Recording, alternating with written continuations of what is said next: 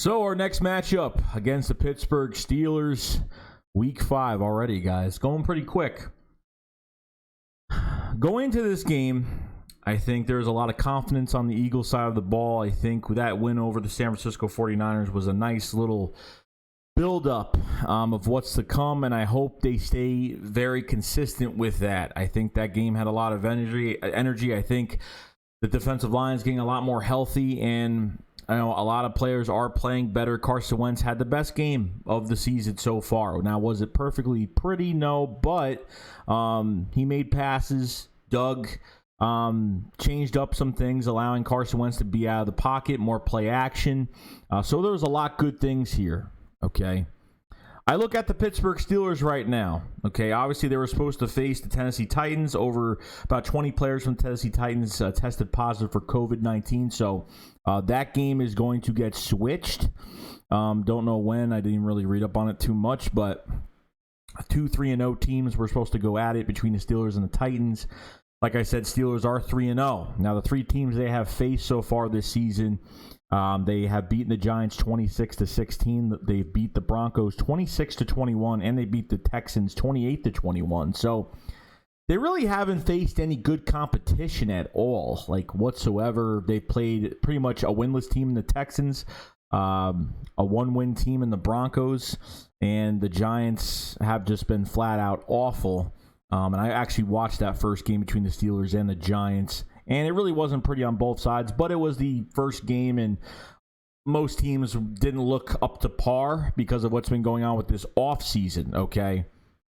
Now, it starts with Ben Roethlisberger at quarterback. I think the Eagles need to get a hand on him. Look, I think Ben Roethlisberger can still throw the football, but if you get pressure on him, I think he will be, inaccurate. I think if he does move out of the pocket, he does run a little bit, but Ben is not what he used to be anymore. I think he definitely, with pressure, I think he could be inaccurate. I think he can get the ball to one of us, and I think we can get pressure on Ben Roethlisberger. Now, he's got some good guys in this offensive line. He's got Alexandro Villanueva. I can't even say his name right. Marquise Pouncey at center is a good player. Right guard, David DeCastro. I thought they had an injury at offensive line. I'm not really sure right now. I thought DeCastro was hurt, but I could be wrong. Could be somebody else. Maybe it's depth. I have no idea. Tight end Eric Ebron, a big tight end from the Colts that went to the Steelers, got somebody for that. James Conner at running back with Benny Snell right behind him. So I think there's a couple good pieces on that offensive line for the Steelers, but I think the Eagles have a huge advantage here with this whole defensive line. I think with Josh Sweat is really coming along well. Brandon Graham is getting a lot of recognition, getting pressure, and has had some good sack games. If he's not having a game with a sack, he's getting a lot of pressure. Derek Barnett is getting a couple sacks here and there.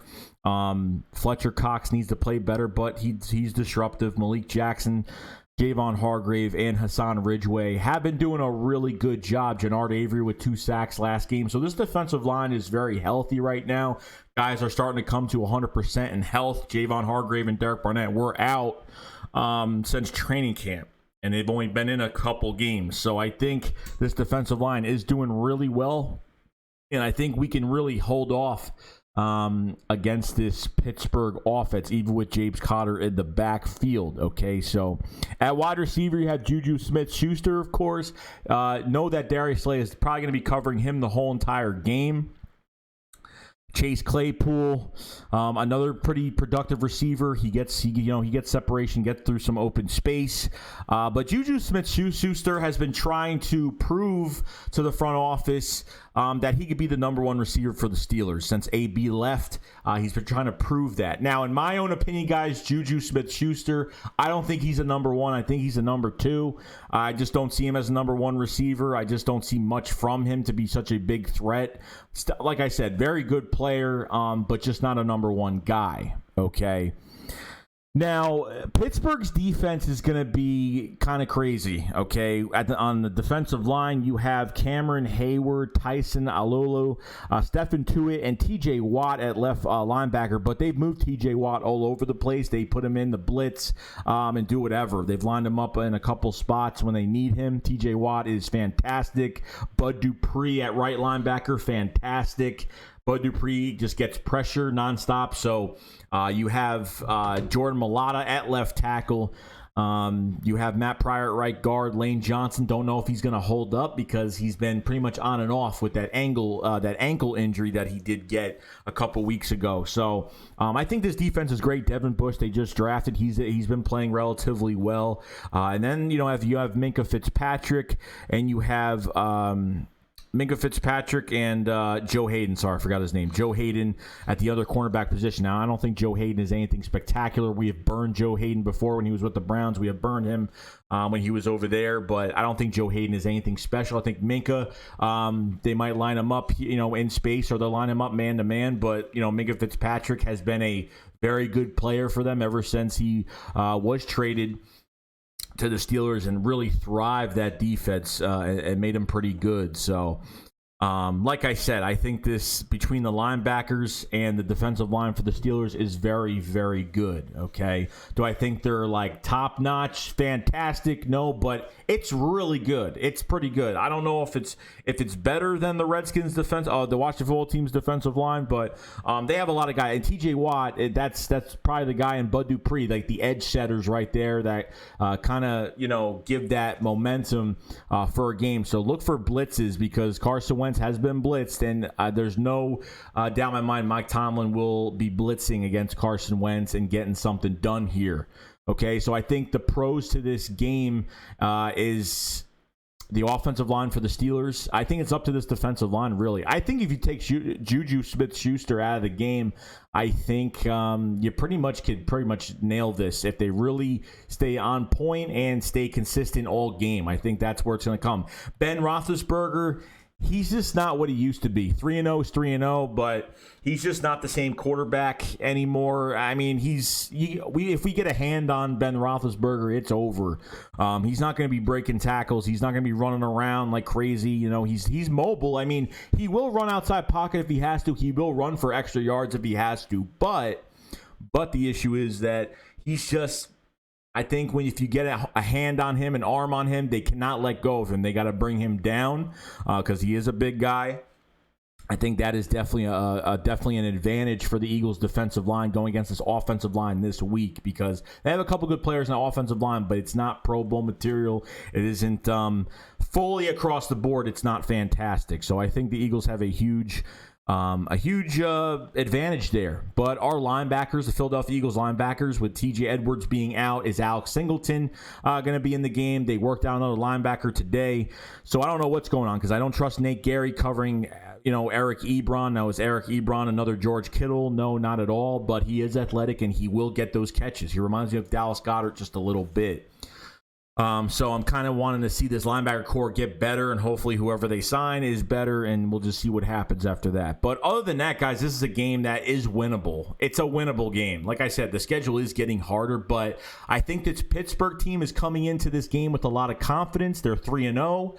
They haven't faced any really good teams at all, period. The Giants, the Texans, and the Broncos are three horrible teams. And they really didn't beat them by much, guys. Didn't beat them by much. 8 points or more, maybe that's it. But you're not getting too much out of it. Okay, so let me know in the comment section below what you guys think about this matchup this Sunday. Obviously, we're going to have the Q&A this Saturday around 7:30, 8 o'clock, something like that. But you'll see when I put it up. And hopefully, we'll get to talk about this more. But I think the Eagles definitely... If the Eagles look normal, if the Eagles can at least do something with this offense, and Doug doesn't go off par, and Carson Wentz really concentrates in this game where he's throwing the ball, because I'm telling you right now, these linebackers are no joke for the Steelers. They will come around. They will get picks. They will be ball hawks on this field, okay? So Carson has to have the game of his life, like every game, and our receivers need to get the ball. You can't throw to Travis Fulgham one time. They literally have to give the ball to everybody. Just remember, guys, we don't have Alshon Jeffrey. We don't have Jalen Reagor. We don't have Deshaun Jackson. Probably not back this week. Maybe something will change. I have no idea. So I look for Jalen Mills probably to play corner again. If Avonte is not good this week, they'll have, Kavon Wallace and Rodney McLeod at safety, obviously. And then have Darius Slay going against Juju Smith-Schuster the whole entire game, which I think Juju is not going to be much of competition for Darius Slay at all. That's just me. I think he goes, he definitely, he's only given up, I think, 80-something yards. I think Darius Slay's only given up 86 yards in 4 games, which is pretty good. He's doing his part. He's doing his job. So Cravon LeBlanc, of course, will be in the game. Nickel Roby-Coleman could be switching off. They could be moving a few corners around here and there. So I'm excited to see this matchup. I really am. We haven't faced the Steelers since Carson's rookie year, where we beat them 38-3. But the Steelers had injuries that game as well. We kind of creamed them because they did have a lot of guys were out for that game. But it's a new era for both front offices right now, for both organizations. So this should be exciting. We're going to Pittsburgh, and I think this is definitely a winnable game. If the Eagles stay consistent, Doug calls the right plays, Carson spreads the ball around to Travis Fulgham, Greg Ward, John Hightower. I want to see more out of these receivers, not just the tight ends, not just the double tight end sets with Richard Rodgers and Zach Ertz. I want to see more. Obviously, Dallas Goedert's out again this week with a fractured ankle, so he will not be playing. So I'm very excited about this matchup. Let me know in the comment section below what you guys think, and I will see you guys later. SHAKESQUAD up, fly, fly. Peace out, guys. Peace.